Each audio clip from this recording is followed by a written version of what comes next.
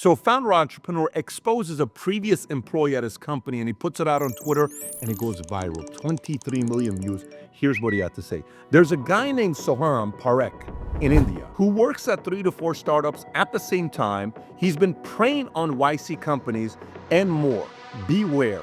I fired this guy in his first week and told him to stop lying, scamming people. He hasn't stopped. A year later, no more excuses. Now you may be watching and saying, Pat, give me a break. Maybe the guy was doing it right. What's wrong with him having multiple jobs? You should give him a break. This guy's maybe telling the truth.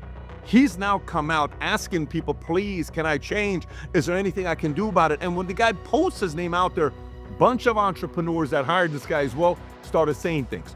He said, this guy's such a liar that he would change his resume, put different job postings, recreate a different profile with a company. He says, one time we said, where are you based out of? I'm out of US. He sent him a laptop. The guy sends him a laptop. He sends it to his sister's house who's living in US. This guy's in India. Such a big fraudster of a thing that happened here. But is it really on this guy or is it on the employers that are hiring him? Because this happened to me a handful of times. And I'm going to share about a few things you can do as an entrepreneur.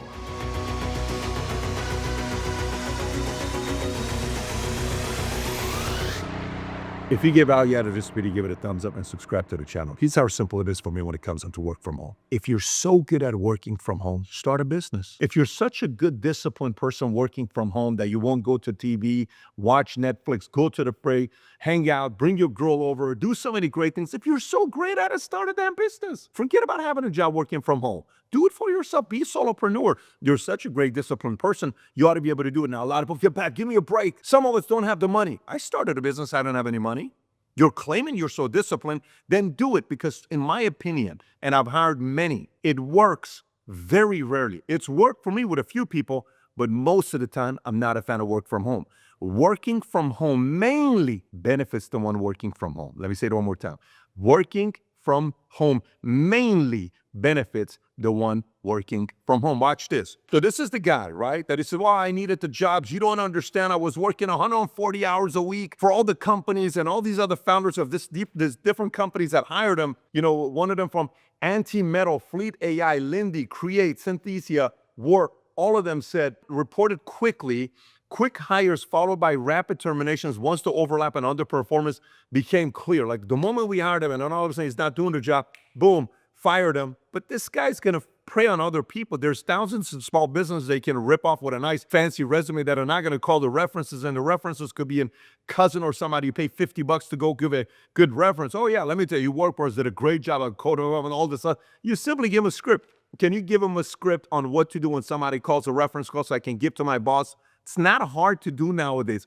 Everything is easy, right, when you're going through it. Here's what he said in an interview. He admitted the truth. He had multiple jobs, working approximately 140 hours a week, driven by dire financial necessity, not greed. He said he personally wrote all the code and didn't count on any other engineers or AI. Really? Yeah. Listen, he got a job offer to go work in San Francisco, $250,000 job offer that he said no to. You know why?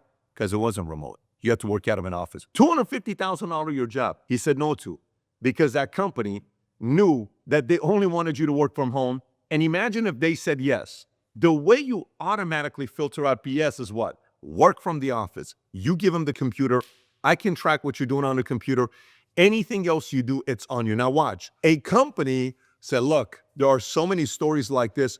We're going to hire somebody to go catch all of them. This is a funny story. The guy doesn't give his real name, but they use the name Eric here. So a millennial named Eric, okay, gets a job. And his tech company hires this guy who's supposed to track down employees secretly working multiple jobs for this company. So he goes in and he starts tracking them. After tracking what everybody else is doing within the company, not nationwide or internationally or, industry-wise, just for the small company that he was working for. This is his job description. Looking for workers who outsource their job responsibility to overseas contractors. Number 2, foreign actors who infiltrated companies by posting as legitimate hires, and employees secretly juggling multiple jobs without the company's approval. You know what ended up happening after he started investigating it? After he started looking at everybody, he became so inspired that he started doing it himself. And then all of a sudden, he applied and landed multiple remote jobs at companies, bringing his combined annual income to roughly $300,000 a year. He said he only worked a couple hours a day, across the jobs, yet made $300,000. Now, whose fault is this? Eric's fault? Is it this guy's fault? You know what's the worst thing about this guy? This face is going to be there forever. You know what it's like? You know that HR guy and the CEO? You know, the CEO guy with a beautiful wife at home with multiple kids. He's hugging the head of HR at a Coldplay conference that even the Coldplay guys like, either they're shy or they're cheating, right? They're both married. Either they're having an affair or they're just very shy. You know how many people now that's a meme. At baseball games, everybody's making fun of them. For the rest of your life, he's probably going to get so much play from other girls. Oh my God, he is such a rebel. I like him. Hey, are you willing to hug me from the back and all this bullshit? But you know what's going to follow him forever? His reputation. Forever. This is forever. Forever. It's reputation. Who the hell is going to hire somebody like this? And he's going to try to, I hope he saved a lot of it. He better become a small business owner learning how to make money. Because in life, we make mistakes. I'm not sitting here telling you I make mistakes and we all walk on water. Not at all. We make mistakes. But this kind of a mistake, is it a crime? Depends. If you're in financial services, you have to give an OBA, outside business activity. Whatever job I had to report it to my branch office manager if I have my Series 7, 66, 31, 26 securities. That is a crime. That is something they can fine you on. Is he committing a crime? No. Now watch this pattern here, what we'll learn. So as you're going through the story, a couple other stories comes out. You hear about the overemployment, that, oh my God, people are getting multiple jobs. And in 2024, research came from sidehustle.com, found that 1/3 of remote workers maintain multiple jobs and 25% of employees hold multiple positions, averaging 50 hours per week across their roles. So you read these stories, right? And more people that are doing multiple jobs are women than men. It's 26% of women and only 18% of men. And then it comes to this one story, which I love. His name is Dmitry Zaitsev, founder of talent management companies Dandelion Civilization. He said this to CNBC. Silicon Valley's obsession with productivity metrics and fast hiring has created conditions where a person can juggle 5 roles. So he's putting it on who? The companies. You know why? Let me finish the sentence. And not because it's efficient, but because no one is truly looking. I'll read it one more time. Silicon Valley's obsession with productivity metrics and fast hiring has created conditions where a person can juggle 5 roles, not because it's efficient, because no one is truly looking. You ain't holding anybody accountable. I remember one time I had an HR guy that was working for me. Secretly lazy guy. Was so impressive. Was secretly lazy guy. Did you call the reference? Of course I did. And finally, I went and looked in myself. And I said, so tell me about it. No reference calls were being made for months. Like, we're hiring people without reference calls. Yes. What are you talking about? Yes. Another thing happened to me. I've been around for a while, guys. I had one of my engineers who I hired. Let's say he's working out of, I don't want to say the place. Let's just say he's working out of Arizona. Without telling anybody, he had moved to Nevada. His whole family moved to Nevada.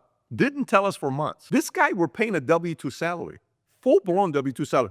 Benefits, equity, everything, would treat them royally. He's only required to come here once every other month. Now, I find that through somebody else that he's not there anymore. Not internally here in the company. We're on a Zoom. And I just wanted to look at his eyes to see if he would be honest with me. If he would have told me the truth, I would have kept him. And I said, so, how are things in Arizona? I know for a fact he's gone. Not because of social media sites, but I know for a fact, like, it's not, I know 100% he's gone, and I know he's got another job, so he's trying to do both jobs. This is a multi-6-figure salary. And he says, oh, things are great here in Arizona. I was like, really? Yeah, very good in Arizona. I'm like, fantastic, that's great to hear. That was his last day.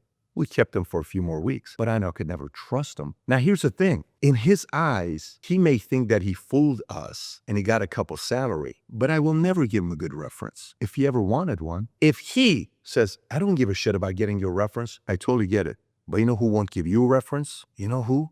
That matters the most? The man in the mirror won't give you a reference. You can fool me. You can fool hundreds of different employers. You can fool a bunch of different people. When you look at yourself in the mirror, you don't respect yourself because you're a con. You can fool other people. That's a very difficult person to be with. And if you can do that, more power to you. Many of us can't do it. You mean to tell me you're fooling 4 or 5 different companies that you got a job and you're doing something like this? Are we supposed to say it's his fault? Yeah, I mean, he's embarrassed publicly. The only reason the guy who posted the tweet, if you want to go read the whole tweet, go to my profile and go all the way down and look for this guy's tweet so you can read it. The best part about this tweet is the comment section. He posts the guy's resume, and then he goes in, and one guy says the following, that why do you feel moonlighting is wrong? If he aced the interviews and was the best, so you hired him, what's wrong with that? He responds, gets nothing done, made up constant lies, corroborated by 6 other companies. The tweet will service 10 plus more. You'll see. He continues. Another person says, if you're going to call someone out, you should do it right and link to some creds. Lots of people with same name will be hurt by this. He says, that won't help. This is a scammer. He will change his email, Git, LinkedIn, etc. When we fired him, he immediately changed his GitHub username and such. You go through seeing stories like this happens all the time, but whose fault is it? Nobody told you to hire somebody overseas. Say you got to work at the office. That's how you do it. Or you get paid per project you get done. If I'm going to hire you, I'll much rather hire I'll never forget, I hired my CTO that's been with me now for about 4 or 5 years, 5 years. He sold his software to Prudential for $600 million. He's been my CTO out of Dallas. And while I'm hiring him, I said, you've been on the other side selling services for engineers to code projects. Why would I hire you to come in if that's what you've done? He says, well, the difference is, in many cases, we can hire 20 engineers internally.